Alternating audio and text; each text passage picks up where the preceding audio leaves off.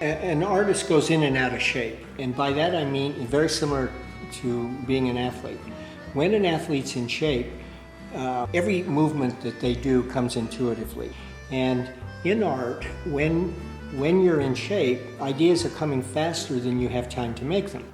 Being in shape is really being able to see accidents. Accidents are much more interesting than that which we can contrive while sitting at a desk. But if you're not in shape, you don't even see it happen. And when you are, there are accidents all around probably every day that are wonderful to take advantage of.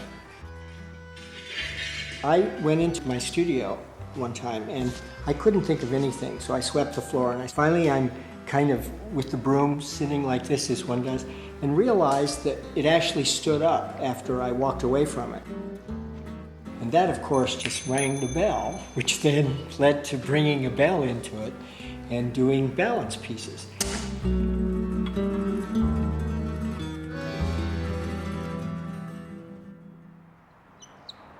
For over 30 years, Paul Kos has created works that expand the notions of what's possible in visual art. This piece is a dinner party bell piece. That is, if you light this, in about an hour and a half, the bell will ring, and that's when guests probably should leave. Oh.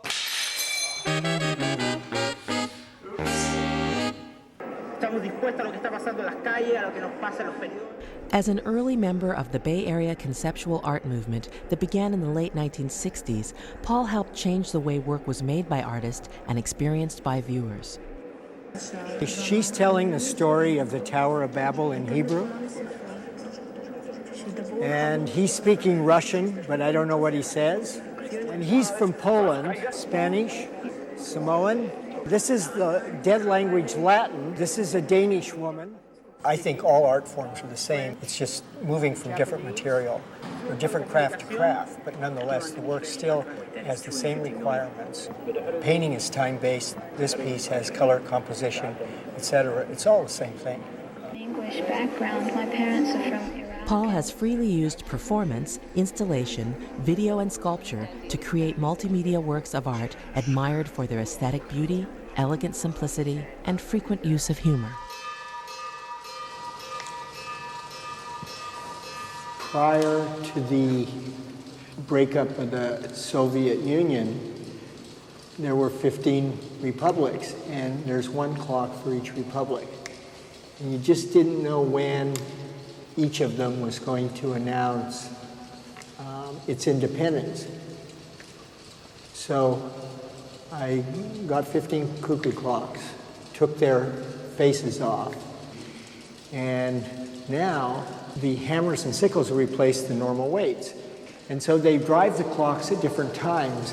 In fact, look at that little bird. It is stuck because the sickle is so light. Conceptual artists are not defined by the medium they use. A conceptual artist has an idea, a concept, that he or she wants to realize, and they choose the medium depending upon what works the best for that particular idea. The primary thing is the idea that starts the process.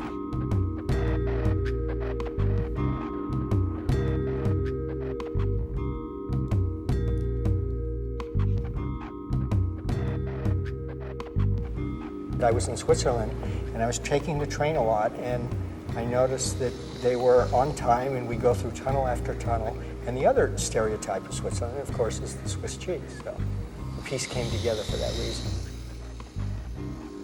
What we've been having is trouble with the cheese leaks in oil, and it gets on the track, and then the train doesn't make contact because it's electric.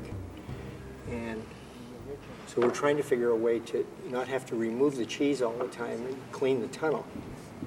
But we could make this simpler if this were clay, but that would be cheating. As far as I'm concerned, in conceptual art, you can't cheat. I can't make this out of clay and fire it. All of the work needs to have a certain integrity, and that's why it's cheese. Kos was somebody who, in a time when paint was strangling artists, discovered that there were other materials that could be used. I like the idea of you first see something and it seems quite ordinary, And then it becomes extraordinary. And usually it comes on the close inspection, not on the distant. So the sharp piece at Berkeley, which has the 27 televisions stacked 9 high and 3 wide, which makes a window from Shard to Cathedral, hopefully looks like a piece of architecture. It looks like a stained glass window in space. And then you realize it's video. You don't realize it's television. When my mother first saw the piece, she said to me, "I didn't know you worked in stained glass, Paul."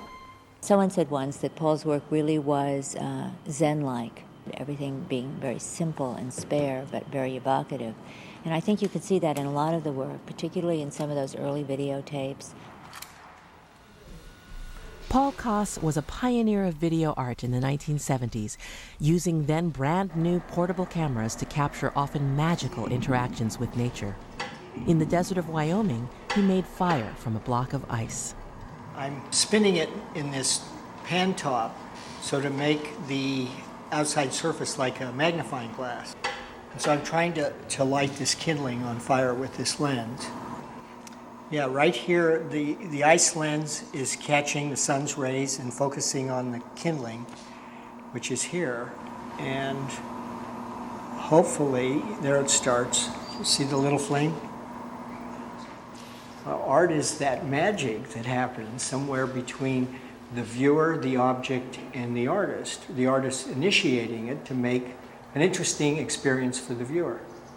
In the case of Kos's work, oftentimes, it is a physical act on the part of the viewer that is essential to the work actually taking place. I had the bell and I'd ring it in my studio and I wondered what could happen here. And eventually it occurred to me, if we could have an apparition now or something like that, for a single bell that would work. So I started working on the idea of making the Virgin of Guadalupe as the apparition, and I needed to have her appear. And so the strike note of the bell, the clapper, and the hum note, this is the hum note now, is in, she appears and she disappears at the same rate or slightly faster than the hum note of the bell. So she's very tied to the onomatopoeia of the sound. Nope. Because conceptual art offers the freedom to use everything and anything for art, the traditional distinction between life and art can become blurred. Got it. Good. Okay, thank you. You taking the money too? No. Oh, then I'm gonna play serious. La pétanque, or the cane boule, I find really interesting as a metaphor for art for the following reason. There's a little wooden ball and that's the target.